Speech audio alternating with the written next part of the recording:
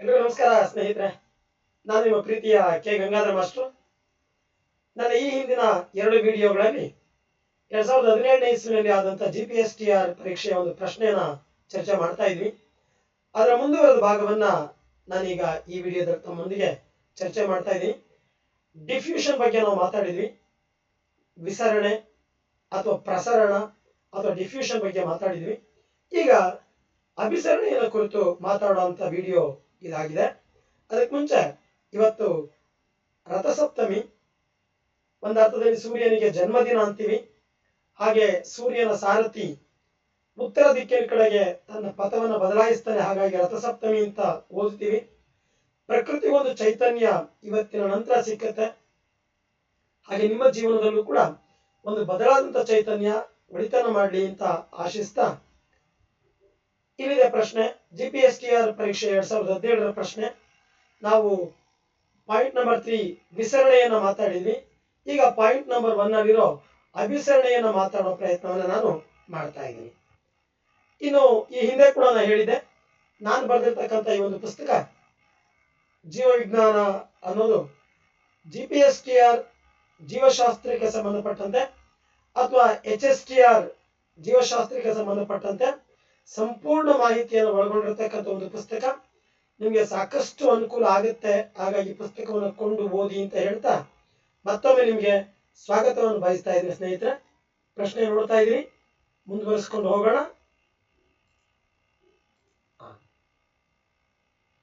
Osmosis ಅನ್ನೋದೇನಿದೆ, ಇದು diffusion of water molecules ಅಂತ ಮಾತಾಡ್ತೀವಿ. ಅಂದ್ರೆ ನೀರಿನ ವಿಸರಣೆಯನ್ನೇ ಅಭಿಸರಣೆ ಅಂತಾನೂ ಕರಿತೀವಿ. ಅಭಿಸರಣೆ ಅನ್ನೋ ಪದವನ್ನ ಪರಾಸರಣ ಕ್ರಿಯೆ ಅಂತ ಕೂಡ ಕರಿತೀವಿ. ಪರಾಸರಣ ಕ್ರಿಯೆ ನೀವಲ್ಲಿ ನೋಡ್ತಾ ಇದ್ದೀರಿ. ಈಗ ನೋಡಿ, ಆ ಗ್ರೀನ್ ರೌಂಡ್ ಬಾಲ್ ಇರೋದು ಸಲ್ಯೂಟ್ ದ್ರಾವ್ಯ, ಅದು ಮೂವ್ ಆಗ್ಲಿಕ್ಕೆ ಆಗ್ತಿಲ್ಲ. ಆದ್ರೆ ನೀರು ಸರಾಗವಾಗಿ ಮೂವ್ ಆಗ್ತಿದೆ ನೋಡಿ. ಅದು ಎಲ್ಲಿಂದ ಎಲ್ಲಿಗೆ? ಜಾಸ್ತಿ ಇರುವ ಕಡೆಯಿಂದ ಕಡಿಮೆ ಇರುವ ಕಡೆಗೆ. ಅಂದ್ರೆ ನೀರಿನ ಅಣುಗಳು ತಾವು ಎಲ್ಲಿ ಜಾಸ್ತಿ ಇದಾವೋ ಅಲ್ಲಿಂದ ತಮ್ಮ ಸಂಖ್ಯೆಯಲ್ಲಿ ಕಡಿಮೆ ಇದೆಯೋ ಅಲ್ಲಿಗೆ ಕೋಶಪೊರೆಯ ಮೂಲಕ ಚಲಿಸುವಂತ ಕ್ರಿಯೆ ಅಭಿಸರಣೆ ಅಥವಾ ಪರಾಸರಣ ಕ್ರಿಯೆ ಅಥವಾ osmosis. Water molecules move from high concentration to the low concentration area.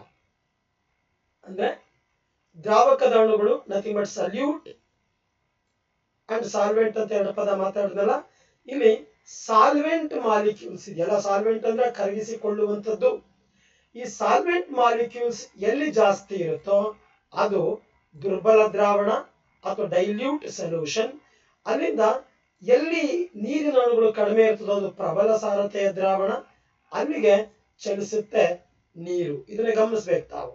ಇಲ್ಲಿ ನೋಡ್ತಾ ಇದ್ದೀರಿ, ಇಲ್ಲಿ ನೀರು ಜಾಸ್ತಿ ಇದೆ, ಇಲ್ಲಿ ನೀರು ಕಡಿಮೆ ಇದೆ, ಇಲ್ಲೊಂದು ಕೋಶ ಪೊರೆಯಂತಹ ರಚನೆ ಇದೆ. ಇದ್ರ ಮೂಲಕ ಕಡಿಮೆ ಇರುವ ಜಾಗಕ್ಕೆ ಜಾಸ್ತಿ ಇರುವ ಜಾಗದಿಂದ ನೀರಿನ ಅಣುಗಳು ಚಲಿಸೋದಿದೆಯಲ್ಲ, ಇದನ್ನ ಅಭಿಸರಣೆ ಅಥವಾ ಆಸ್ಮಾಸಿಸ್ ಅಂತ ನಾವು ಕರಿತೀವಿ. ಈ ಪ್ರಬಲ ದ್ರಾವಣ ದುರ್ಬಲ ದ್ರಾವಣ ಅನ್ನೋದು ಹೆಂಗ್ ಅರ್ಥ ಆಗ್ಬೇಕು ನಮಗೆ?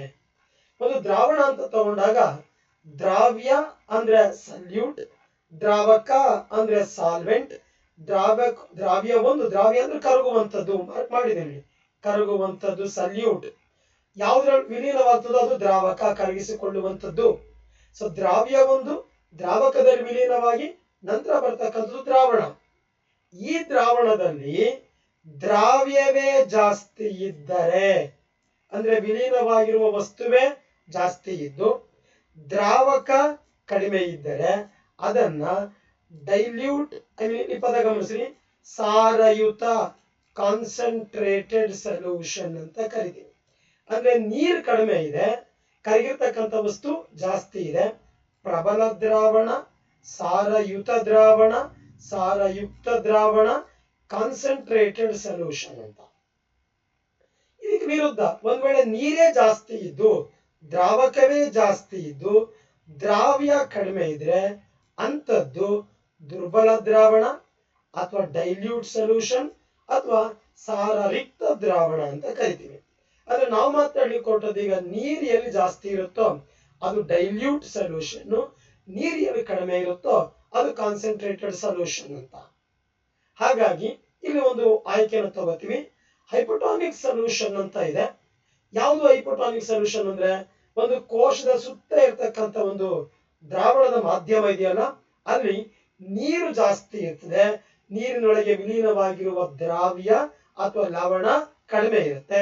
ಅಂತ ಮಾಧ್ಯಮವನ್ನ ಹೈಪೋಟಾನಿಕ್, ಹೈಪೋ ಅಂದ್ರೆ ಲೋ, ಟಾನಿಸಿಟಿ ಅಂದ್ರೆ ಸಾಮರ್ಥ್ಯ, ಅತಿ ಕಡಿಮೆ ಸಾರತೆಯ ದ್ರಾವಣ ಅಥವಾ ಅಧೋಭಿಸಾರಿಕ ದ್ರಾವಣ ಅಂತ ಕರಿತೀವಿ. ಇಂಥ ದ್ರಾವಣದಲ್ಲಿ ಒಂದು ಜೀವಕೋಶವನ್ನು ಇಟ್ಟರೆ ನೀವು ಗಮನಿಸಬೇಕು, ಎಕ್ಸಾಮ್ಗೆ ನಿರೀಕ್ಷೆ ಮಾಡೋ ಪ್ರಶ್ನೆ ಇದು. Inside the cell higher salute, salute ಜಾಸ್ತಿ ಇದೆ ಸೆಲ್ ಒಳಗಡೆ, ಆದ್ರೆ ನೀರು ಕಡಿಮೆ ಇದೆ. ಹೊರಭಾಗದಲ್ಲಿ ಅಂದ್ರೆ ಸೆಲ್ ನ ಹೊರಭಾಗದಲ್ಲಿ ನೀರು ಜಾಸ್ತಿ ಇದೆ, ದ್ರಾವ್ಯ ಅಂದ್ರೆ ವಿಲೀನವಾಗಿರುವ ಅಂಶ ಕಡಿಮೆ ಇದೆ. ಸೊ ಇಂತಹ ಸಂದರ್ಭದಲ್ಲಿ ಸುತ್ತಲಿನ ಭಾಗದಿಂದ ನೀರು ಜೀವಕೋಶದ ಒಳಕ್ಕೆ ಚಲಿಸುತ್ತೆ. ಜೀವಕೋಶದ ಒಳಕ್ಕೆ ನೀರು ಬರುತ್ತೆ, ಪರಿಣಾಮವಾಗಿ ಜೀವಕೋಶದ ಗಾತ್ರ ಹಿಗ್ಗುತ್ತದೆ. ಸೆಲ್ ವಿಲ್ ಬಿಕಮ್ ಸ್ವೆಲ್, ಊದ್ಕೊಳ್ಳುತ್ತೆ. ಈ ಅನಿಮೇಷನ್ ಚೆನ್ನಾಗಿ ಗಮನಿಸ್ಬೇಕು ನೀವು. ನೋಡಿ, ಜೀವಕೋಶವನ್ನು ಆವರಿಸಿರುವ ಒಂದು ಮಾಧ್ಯಮ ನೀವು ನೋಡ್ತಾ ಇದ್ದೀರಿ. ಈಗ ಒಂದು ಮಾಧ್ಯಮ ಅಲ್ಲಿದೆ, ಅದ್ರೊಳಗಡೆ ಒಂದು ಜೀವಕೋಶವನ್ನ ಇಟ್ಟಿದ್ದೀನಿ ನಾನೀಗ. ಚೆನ್ನಾಗಿ ಗಮನಿಸ್ಬೇಕು ಸ್ನೇಹಿತರೆ. ಆ ಸುತ್ತಲಿನ ಮಾಧ್ಯಮದಲ್ಲಿ ನೀರು ಜಾಸ್ತಿ ಇದೆ, ಅದ್ರೊಳಗಡೆ ವಿಲೀನವಾಗಿರುವ ವಸ್ತು ಕಡಿಮೆ ಇದೆ. ಅಂದ್ರೆ ದ್ರಾವಕ ಜಾಸ್ತಿ ಇದೆ, ದ್ರಾವ್ಯ ಕಡಿಮೆ ಇದೆ. There is a more quantity of solvent compared to solute. Such a solution is called a dilute solution. ಅದನ್ನ ದುರ್ಬಲ, ಸಾರರಿಕ್ತ ಅಥವಾ ಡೈಲ್ಯೂಟ್ ಅಥವಾ ವೀಕ್ ಸೊಲ್ಯೂಷನ್ ಅಂತ ಕರಿತೀವಿ. ಈಗ ಅಲ್ಲಿರ್ತಕ್ಕಂಥ ಜೀವಕೋಶದ ಒಳಗಡೆ ನೀರು ಕಡಿಮೆ ಇದೆ, ಆದ್ರೆ ಅದ್ರೊಳಗೆ ಜಾಸ್ತಿ ಕರಗಿರುವಂತ ವಸ್ತು ಇದೆ. ಇವೆರಡು ಕಂಪೇರ್ ಮಾಡಿದ್ರೆ ಈಗ ನೀರು ಕೋಶದ ಒಳಗಡೆ ಕಡಿಮೆ ಇದೆ. ಗಮನಿಸ್ಬೇಕು ಅನಿಮೇಷನ್, ಬಾಣದ ಗುರುತನ್ನು ತೋರಿಸಿದೀನಿ. ಸುತ್ತಲೂ ಇರ್ತಕ್ಕಂಥ ನೀರು ಜಾಸ್ತಿ ಇರೋದಾದ್ರಿಂದ, ಕೋಶದ ಒಳಗಡೆ ನೀರು ಕಡಿಮೆ ಇರೋದಾದ್ರಿಂದ ಸುತ್ತಲಿನಿಂದ ನೀರು ಕೋಶದ ಒಳಕ್ಕೆ ಚಲಿಸುತ್ತೆ. ಪರಿಣಾಮ ಕೋಶದ ಗಾತ್ರ ಹೆಚ್ಚಾಗುತ್ತದೆ. ಹೈಪೋಟಾನಿಕ್ ಸೊಲ್ಯೂಷನ್ ನಲ್ಲಿ ಜೀವಕೋಶವನ್ನು ಇಟ್ಟರೆ ಕೋಶ ತನ್ನ ಗಾತ್ರದಲ್ಲಿ ಹಿಗ್ಗುತ್ತದೆ. ಆಯ್ಕೆ ಇಟ್ಟಿರ್ತಾನೆ ನಿಮ್ಮ ಮುಂದೆ, ಸಾರರಿಕ್ತ ದ್ರಾವಣ ಡೈಲ್ಯೂಟ್ ಸೊಲ್ಯೂಷನ್, ಅಥವಾ ಇದನ್ನ ಅಲ್ಪ ಸಾರತೆಯ ದ್ರಾವಣ ಅಂತ ಕೂಡ ಕರಿತೀವಿ. ಆ ದ್ರಾವಣದಲ್ಲಿ ಜೀವಕೋಶವನ್ನು ಇಟ್ಟರೆ ಜೀವಕೋಶದ ಗಾತ್ರ ಹಿಗ್ಗುತ್ತದೆ. Yes, the solution which has a lower concentration of solutes and higher concentration of water than inside the cell. Cell ನ ಸುತ್ತಲೂ ಇರ್ತಕ್ಕಂಥ ಸೊಲ್ಯೂಷನ್ ನಲ್ಲಿ ಸಲ್ಯೂಟ್ ಕಡಿಮೆ ಇದೆ, ನೀರು ಅಥವಾ ಸಾಲ್ವೆಂಟ್ ಜಾಸ್ತಿ ಇದೆ. ಸೆಲ್ಗೆ ಕಂಪೇರ್ ಮಾಡಿದ್ರೆ ಪರಿಣಾಮ, ಗಮನಿಸಬೇಕಾದ ಅಂಶ ಇದು. ನೋಡಿ, ಅಲ್ಲೇನಾಗ್ತದೆ, ಸೆಲ್ ನ ಒಳಕ್ಕೆ ನೀರು ಬರುತ್ತೆ. ನೋಡಿ ಬರ್ತಾ ಇದೆ. ಒಂದು ಕೆಂಪು ರಕ್ತ ಕಣ ಅಂತ ಅಂದ್ಕೊಳ್ಳಿ, ಡಿಸ್ಟಿಲ್ ವಾಟರ್ ಇಟ್ಟಿದೀವಿ. ಸುತ್ತಲಿನ ನೀರು ಒಳಗೆ ಬಂದು ಗಾತ್ರ ಹಿಗ್ಗಿ ಒಂದು ಕ್ಷಣಕ್ಕೆ ಚೂರು ಚೂರು ಆಗುತ್ತೆ. ಇದನ್ನ ಪ್ಲಾಸ್ಮಾಲಿಸಿಸ್ ಅಂತ ನಾವು ಕರಿತೀವಿ. ಸೈಟಾಲಿಸಿಸ್ ಅಂತ ಕರಿತೀವಿ, ಗೊತ್ತಿರಲಿ. ಸೈಟಾಲಿಸಿಸ್ ಜೀವಕೋಶ ಚೂರು ಚೂರು ಆಗೋದು, ಒಡೆದು ಹೋಗೋದು. ಎಲ್ಲಿಟ್ಟಾಗ? ಹೈಪೋಟಾನಿಕ್ ದ್ರಾವಣದಲ್ಲಿ ಇಟ್ಟಾಗ ಜೀವಕೋಶದ ಗಾತ್ರ ಹಿಗ್ಗುತ್ತೆ. ಸೈಟೋ ಅಂದ್ರೆ ಜೀವಕೋಶ, ಅದು ಚೂರು ಚೂರು ಆಗತ್ತೆ. ಒಂದ್ ವೇಳೆ ಜೀವಕೋಶದ ಸುತ್ತಲಿನ ಮಾಧ್ಯಮದಲ್ಲಿ ನೀರು ಕಡಿಮೆ ಇದ್ದು ಕೋಶದ ಒಳಗಡೆ ನೀರು ಜಾಸ್ತಿ ಇದ್ರೆ ಅಂತ ದ್ರಾವಣವನ್ನ ಅಧಿಕ ಸಾರತೆಯ ದ್ರಾವಣ, ಅತ್ಯಾಭಿಸಾರಿಕ ದ್ರಾವಣ, ಹೈಪರ್ಟಾನಿಕ್ ಸೊಲ್ಯೂಷನ್ ಅಂತ ಕರಿತೀವಿ. ಹೈಪರ್ ಜಾಸ್ತಿ.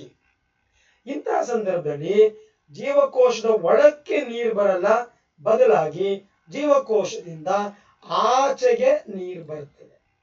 ಪರಿಣಾಮ ಕೋಶದ ಗಾತ್ರ ಚಿಕ್ಕದಾಗ್ತದೆ. ಹೈಪರ್ಟಾನಿಕ್ ಸೊಲ್ಯೂಷನ್ ಇಟ್ಟಂತ ಕೋಶ ತನ್ನ ಗಾತ್ರದಲ್ಲಿ ಕುಗ್ಗುತ್ತದೆ. ನೀವು ನೋಡ್ತಾ ಇದ್ದೀರಿ, ಆಚೆ ಹೋದ್ಮೇಲೆ ಜೀವಕೋಶದ ಒಳಗಿಂದ ನೀರು, ಅದು ತನ್ನ ಗಾತ್ರದಲ್ಲಿ ಕುಗ್ಗುತ್ತೆ. ಇದನ್ನ ಪ್ಲಾಸ್ಮೋಲಿಸಿಸ್ ಅಥವಾ ಜೀವದ್ರವ್ಯ ಕುಂಚನ ಅಂತ ಹೇಳಿ ಕರಿತೀವಿ. ಒಂದ್ ವೇಳೆ ಕೋಶದ ಸುತ್ತಲಿರುವ ಮಾಧ್ಯಮ ಮತ್ತು ಕೋಶದ ಒಳಗಡೆ ಎರಡೂ ಕಡೆಗೆ ನೀರು ಮತ್ತು ಲವಣಗಳ ಸಾರತೆ ನಿಖರವಾಗಿದ್ದಾಗ, ಒಂದೇ ಆಗಿದ್ದಾಗ ನೀರು ಒಳಕ್ಕೂ ಚಲಿಸುತ್ತೆ, ಹೊರಕ್ಕೂ ಚಲಿಸುತ್ತೆ. ಈಗ ಒಂದು ಈಕ್ವಿಲಿಬ್ರಿಯಂ ಸ್ಥಿತಿ ನಿರ್ಮಾಣ ಆಗ್ತದೆ. ಅಂದ್ರೆ ಒಳಕ್ಕೆ ಎಷ್ಟು ಬರುತ್ತೋ ಹೊರಕ್ಕೂ ಅಷ್ಟೇ ಹೋಗ್ತದೆ. ಇಂತಹ ದ್ರಾವಣವನ್ನ ಸಮಾಭಿಸಾರಕ ದ್ರಾವಣ ಅಥವಾ ಸಮಸಾರತೆಯ ದ್ರಾವಣ ಅಥವಾ ಐಸೋಟೋನಿಕ್ ಸೊಲ್ಯೂಷನ್ ಅಂತ ಕರಿತೀವಿ. Here no net movement of water, size of the cell remains normal. ಜೀವಕೋಶ ತನ್ನ ಮೂಲ ಗಾತ್ರದಲ್ಲೇ ಉಳಿಯುತ್ತೆ. ಇದು ಐಸೋಟೋನಿಕ್ ಸೊಲ್ಯೂಷನ್. ನೋಡ್ತಾ ಇದೀರಿ ನೀವೀಗ. ಇದನ್ನು ನಾವು ಡೈನಮಿಕ್ ಈಕ್ವಿಲಿಬ್ರಿಯಂ ಅಂತ ಮಾತಾಡ್ತೀವಿ. Size of the cell remains same because the concentration of solutes in the solution is equal to the concentration of the solutes inside the cell. ಒಳಗಡೆ ಎಷ್ಟು ಸಲ್ಯೂಟ್ ಇದೆ ಸೆಲ್ ಒಳಗಡೆ, ಸೆಲ್ ನ ಸುತ್ತಲೂ ಕೂಡ ಅಷ್ಟೇ ಇರುತ್ತೆ. ಈ ಅನಿಮೇಷನ್ ಅನ್ನು ಗಮನಿಸಬೇಕು. ಆಸ್ಮಾಸಿಸ್ಗೆ ಬಹಳ ನೇರ ಅರ್ಥೈಸ್ತಕ್ಕಂಥದ್ದು. ಹೊರಗಡೆ ಸಲ್ಯೂಟ್ ಇದೆ, ಒಳಗಡೆಗೂ ಸಲ್ಯೂಟ್ ಇದೆ. ಹೊರಗಡೆ ಸಲ್ಯೂಟ್ ಜಾಸ್ತಿ ಇದೆ, ಒಳಗಡೆಗೆ ಜಾಸ್ತಿ ಸಲ್ಯೂಟ್ ಇದೆ. ಹಾಗಾಗಿ ಗಮನಿಸ್ರಿ, ಹೊರಗಡೆ ನೀರು ಒಳಭಾಗಕ್ಕೆ ಬರಬೇಕು, ಯಾಕಂದ್ರೆ ನೀರು ಹೊರಗಡೆ ಜಾಸ್ತಿ ಇದೆ, ಒಳಗಡೆ ಕಡಿಮೆ ಇದೆ. Now water will move from outside to inside into the cytoplasm through the aquaporins. This is the best explaining osmosis. ನೀವಿಲ್ಲಿ ಪಾಸ್ ಮಾಡಿ ನೋಡಬಹುದು ಸ್ನೇಹಿತರೆ.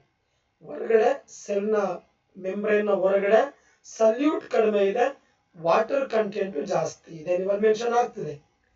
ಸೆಲ್ ನ ಹೊರಭಾಗದಲ್ಲಿ ನೋಡಿ, there is a low solute. Salute ಅನ್ನೋದು ಹೊರಗಡೆ ಕಡಿಮೆ ಇದೆ, ಒಳಗಡೆ ಜಾಸ್ತಿ ಇದೆ.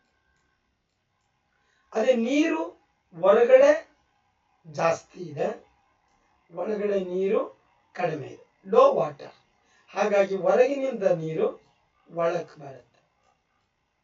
ಇದನ್ನು ನಾವು ಎಂಡೋಸ್ಮಾಸಿಸ್ ಅಂತಲೂ ಕರಿತೀವಿ ಸ್ನೇಹಿತರೆ. ಪರಿಣಾಮ ಕೋಶದ ಗಾತ್ರ ಹಿಗ್ಗುತ್ತೆ. Very best example. ಒಣಗಿರ್ತಕ್ಕಂಥ ದ್ರಾಕ್ಷಿನ ನೀರಿನೊಳಗಡೆ ಹಾಕಿ ಇಟ್ಟಿದ್ದೀನಿ. ಸ್ವಲ್ಪ ಹೊತ್ತಾದ್ಮೇಲೆ ಆ ದ್ರಾಕ್ಷಿ ಕಾಳುಗಳ ಗಾತ್ರ ಹೆಚ್ಚಾಗಿದೆ. ಇದನ್ನ ಸ್ವೋಲನ್ ರೈಸನ್ಸ್ ಅಂತೀವಿ. ಯಾಕೆ? ಒಳಭಾಗಕ್ಕೆ ಆಸ್ಮೋಸಿಸ್, ಎಂಡೋ ಒಳಕ್ಕೆ ನೀರು ಬಂತು, ಗಾತ್ರ ದೊಡ್ಡದಾಯ್ತು. ಅಂತ ದ್ರಾಕ್ಷಿ ಕಾಳನ್ನ ಬಂದು ಹೈಪರ್ಟಾನಿಕ್ ಸೊಲ್ಯೂಷನ್ ಅಲ್ಲಿ ಇಟ್ಟಿದ್ದೀನಿ, ಅಂದ್ರೆ ಸಾಲ್ಟ್ ಸೊಲ್ಯೂಷನ್ ಅಲ್ಲಿ ಇಟ್ಟಿದ್ದೀನಿ. ಈಗ ದುಂಡನೆಯ ದ್ರಾಕ್ಷಿಯ ಒಳಗಿನಿಂದ ನೀರು ಆಚೆಗೆ ಹೋಗುತ್ತೆ. therefore size of the cell decrease ಆಗುತ್ತೆ, ಮತ್ತೆ ದ್ರಾಕ್ಷಿ ಗಾತ್ರ ಕುಗ್ಗುತ್ತೆ. ಇನ್ನು ರಿಯಲ್ ಲೈಫ್ ಅಲ್ಲಿ ಆಸ್ಮಾಸಿಸ್ ನ ಇಂಪಾರ್ಟೆನ್ಸ್ ಎಲ್ಲಿದೆ? ಬ್ಯಾಕ್ಟೀರಿಯಾಗಳು ಮತ್ತು ಅವುಗಳ ಕೋಶ ಭಿತ್ತಿಗಳು ಹೆಚ್ಚು ಹೆಚ್ಚು ನೀರನ್ನ ಹೀರ್ಕೊಂಡು ಮತ್ತೆ ಸಿಡಿದು ಹೋಗೋದನ್ನ ತಡೆಯುತ್ತೆ. ಎಕ್ಸ್ಪ್ಯಾಂಡ್ ಆಗ್ತದೆ, ಬಟ್ ಓವರ್ ಎಕ್ಸ್ಪ್ಯಾಂಡ್ ಆಗೋದನ್ನ ತಡೆಯುತ್ತೆ. ಕೆಲವೊಮ್ಮೆ ಚೂರ್ ಚೂರ್ ಆಗ್ಬೇಕು, ಅದಾಗೋದು ಕೂಡ ತಡೆಯುತ್ತೆ. ಇನ್ನು ಅಮೀಬಾದಂತಗಳಲ್ಲಿ ಕಾಂಟ್ರಾಕ್ಟೈಲ್ ವ್ಯಾಕ್ಯೂಲ್ ಅಂತ ಇರ್ತದೆ. ಇವನ್ ಅದು ಕೂಡ ಹೆಚ್ಚು ನೀರು ಒಳಕ್ಕೆ ಬಂದದನ್ನ ಹೊರ ಹಾಕಲಿಕ್ಕೆ ಒಂದು ಪ್ರಯತ್ನವನ್ನು ಮಾಡುತ್ತೆ ಆಸ್ಮಾಸಿಸ್. ಇನ್ನು ನಮ್ಮನ್ನು ಸೇರ್ಕೊಂಡಂತ ಪ್ರಾಣಿ ಕೋಶಗಳಲ್ಲಿ ಬಹುತೇಕ ಕೆಂಪು ರಕ್ತ ಕಣಗಳು ರಕ್ತದೊಳಗಡೆನೆ ಓಡಾಡ್ತದೆ. ಅಂಡ್ ಮೂತ್ರಪಿಂಡಗಳಲ್ಲಿ ಮತ್ತೆ ಮತ್ತೆ ಮತ್ತೆ ಮತ್ತೆ ಸೋಸುವಿಕೆ ಆಗ್ಬೇಕಾದ್ರಿಂದ ಹೆಚ್ಚಿನ ಸಾಲ್ಟು ಮತ್ತೆ ನೀರನ್ನು ಹೊರ ಹಾಕಬೇಕು. ಹಾಗಾಗಿ ರಕ್ತದ ಸ್ಥಿತಿಯನ್ನ ಐಸೋಟಾನಿಕ್ ಕಂಡೀಷನ್ ನೋಡ್ಕೊಳ್ಳೋದ್ರಿಂದ ಪ್ರಾಣಿಗಳಿಗೆ ಒಂದು ಆಸ್ಮಾಸಿಸ್ ಅಡ್ವಾಂಟೇಜ್ ಇದೆ ಸ್ನೇಹಿತರೆ. ಸಸ್ಯಗಳ ಭೂಮಿಯಿಂದ ನೀರು ಹೀರ್ಕೊಳ್ಳೋದು ಆಸ್ಮಾಸಿಸ್, ಕೋಶದಿಂದ ಕೋಶಕ್ಕೆ ನೀರು ಸಾಗೋದು ಆಸ್ಮಾಸಿಸ್, ಕೋಶ ಗಡುಸುತನವನ್ನ ರಿಜಿಡಿಟಿ ಟರ್ಜಿಡಿಟಿ ಮೇಂಟೈನ್ ಮಾಡ್ಕೊಳ್ಳೋದು ಕೂಡ ಆಸ್ಮಾಸಿಸ್ ನಿಂದ. ಇನ್ನು ನಮ್ಮೆಲ್ಲರಲ್ಲಿ ನೀರಿನ ಸಮತೋಲನ ಆಗೋದು ಆಸ್ಮಾಸಿಸ್. ಬಹಳ ಚೆನ್ನಾಗಿ ನೆನಪಿರಲಿ, ಕೋಶದ ಒಳಕ್ಕೆ ಕೋಶದ ಹೊರಕ್ಕೆ ನೀರಿನ ವಿತರಣೆ ಆಸ್ಮೋರೆಗ್ಯುಲೇಷನ್ ಆಸ್ಮಾಸಿಸ್ ನಿಂದ. ಮೂತ್ರಪಿಂಡಗಳ ಕಾರ್ಯ ಮತ್ತು ವೇಸ್ಟ್ ಅನ್ನು ಹೊರಹಾಕೋದು ಕೂಡ ಆಸ್ಮಾಸಿಸ್. ಗೊತ್ತಿರಲಿ, ಡಯಾಲಿಸಿಸ್ ಮಾತಾಡುವಾಗ ಹೇಳಿದೀನಿ ಹಿಂದೆ, ಡಿಫ್ಯೂಷನ್ ಪ್ರೋಸೆಸ್ ಇದೆ, ಆಸ್ಮೋಸಿಸ್ ಇದೆ, ಮತ್ತೆ ಸರ್ಫೇಸ್ ಟೆನ್ಷನ್ ಅಥವಾ ಸೆಳೆತ ಅನ್ನೋದು ಕೂಡ ಮಾತಾಡ್ತೀವಿ ಡಯಾಲಿಸಿಸ್ ನಡೆಯುವಾಗ.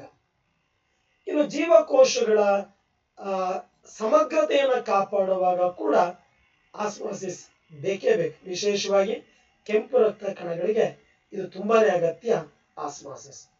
ಇದು ನಮ್ಮೊಳಗಡೆ ನಡೀತಕ್ಕಂಥ ಫಿಸಿಯಲಾಜಿಕಲ್ ಪ್ರೋಸೆಸ್ ಏನಿದೆ ಅವುಗಳನ್ನ ನಿರ್ವಹಿಸಲಿಕ್ಕೂ ಕೂಡ ಆಸ್ಮಾಸಿಸ್ ಬೇಕು ಸ್ನೇಹಿತರೆ.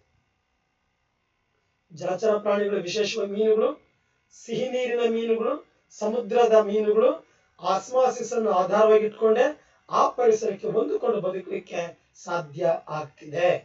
ಇದು ಬಹಳ ಚೆನ್ನಾಗಿ ಗೊತ್ತಿರಲಿ. ಇನ್ನು ನಮ್ಮಲ್ಲಿ ಕರುಳು ಪೋಷಕಾಂಶಗಳನ್ನು ಹೀರಿಕೊಳ್ಳೋದು ಕೂಡ ಆಸ್ಮಾಸಿಸ್ ನಿಂದಲೇ ಆಗುವಂಥದ್ದು. ಆಸ್ಮಾಸಿಸ್ ಮೇಲೆ ಪ್ರಭಾವ ಬೀರ್ತಕ್ಕಂಥ 4 ಅಂಶಗಳಿದೆ. ಒಂದು, ಸಲ್ಯೂಟ್ ನ ಕಾನ್ಸಂಟ್ರೇಷನ್, ಅಂದ್ರೆ ಹೆಚ್ಚಿನ ವ್ಯತ್ಯಾಸ ಇತ್ತು ಹೊರಭಾಗದಲ್ಲಿ ಒಳಭಾಗದಲ್ಲಿ ಅಂದ್ರೆ ಆಸ್ಮಾಸಿಸ್ ಕೂಡ ವೇಗವಾಗಿ ಇದೆ. Into the cell or away from the cell ವೇಗವಾಗಿ ನಡೀತಾ ಇರ್ತದೆ. ಟೆಂಪರೇಚರ್ ಹೆಚ್ಚಾದಷ್ಟು ಆಸ್ಮಾಸಿಸ್ ಕೂಡ, ರೇಟ್ ಆಫ್ ಆಸ್ಮಾಸಿಸ್ ಕೂಡ ಹೆಚ್ಚಾಗ್ತದೆ. ಹಾಗೆ ನೀರಿನ ಪೊಟೆನ್ಷಿಯಲ್ ಎನರ್ಜಿ ಹೆಚ್ಚಾದಷ್ಟು ಆಸ್ಮಾಸಿಸ್ ನಿರ್ದೇಶಿಸಲ್ಪಡುತ್ತೆ, ಎಲ್ಲಿಂದ ಎಲ್ಲಿ ಮೂವ್ ಆಗಬೇಕು ಅಂತ. ಇನ್ನು ವಾತಾವರಣದ ಒತ್ತಡ, ನೈಸರ್ಗಿಕ ಪರಿಸರದ ಒತ್ತಡ ಏನಿದೆ ಅದು ಕೂಡ ಆಸ್ಮಾಸಿಸ್ ಮೇಲೆ ಪ್ರಭಾವವನ್ನ ಬೀರುತ್ತೆ ಸ್ನೇಹಿತರೆ. ಇನ್ನು ಬಹಳ ಚೆನ್ನಾಗಿರೋ ಪಾಯಿಂಟ್ ಇದು, ಆಹಾರದ ಅಂಶಗಳನ್ನ ಪ್ರಿಸರ್ವ್ ಮಾಡೋದ್ರಲ್ಲಿ ಹೈಪರ್ಟಾನಿಕ್ ಸೊಲ್ಯೂಷನ್ ಒಳಗಡೆ ಫುಡ್ ಅನ್ನ ಇಟ್ಟು ಕೆಡದಂತೆ ರಕ್ಷಣೆ ಮಾಡ್ಕೊಳ್ಳುವಂಥದ್ದು ಒಂದು ವಿಧಾನಗಳಿದೆ.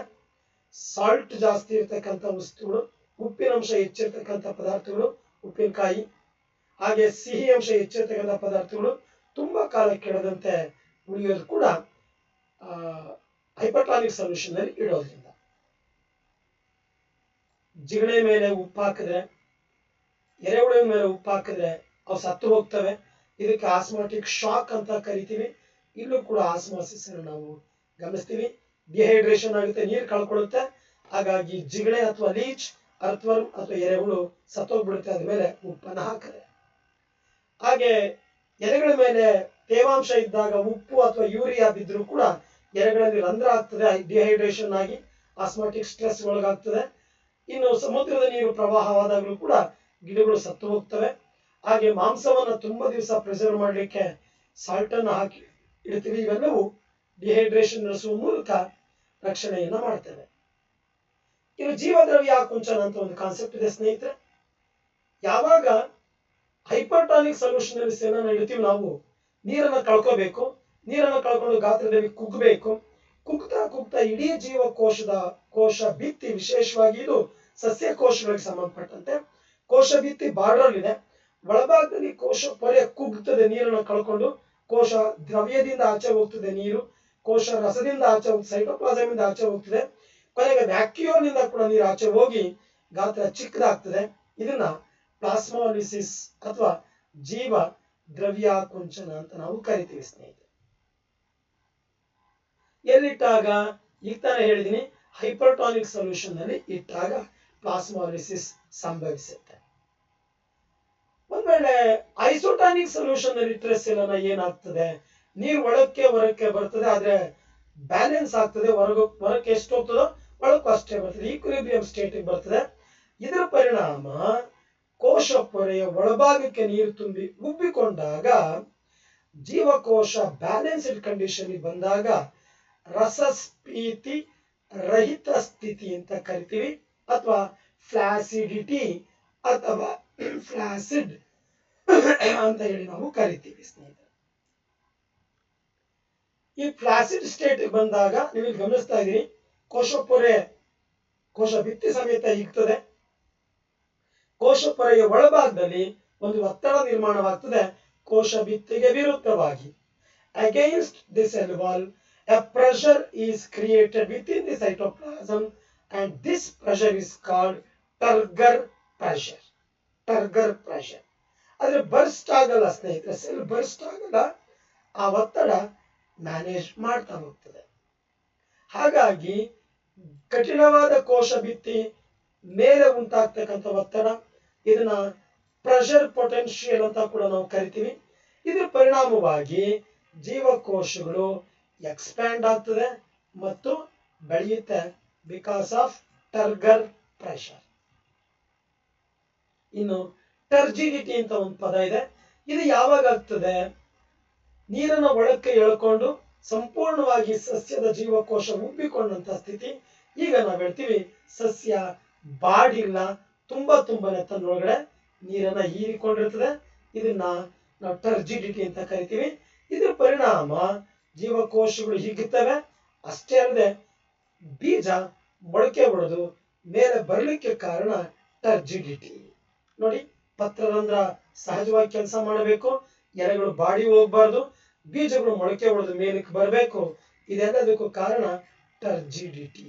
ಸ್ನೇಹಿತರೆ, ಇದು ಬಹಳ ಮುಖ್ಯ. GPSTR ಆರ್ ಇವನ್ HSTR ನೋಡಿ, ಬೀಜ ಮೊಳಕೆ ಹೊಡೆದು ಮೇಲೆ ಬರಲಿಕ್ಕೆ ಕೂಡ ಟರ್ಜಿಡಿಟಿ ಕಾರಣ ಆಗತ್ತೆ ಸ್ನೇಹಿತರೆ. ಈ ಮೂರು ಪದಗಳು ತಮ್ಮ ಗಮನದಲ್ಲಿರಲಿ. ಪ್ಲಾಸ್ಮಾಲಿಸಿಸ್ ಎಲ್ಲಿ ನಡೆಯುತ್ತೆ? ಹೈಪರ್ಟಾನಿಕ್ ಸೊಲ್ಯೂಷನ್ ಅಲ್ಲಿ ಇಟ್ಟರೆ.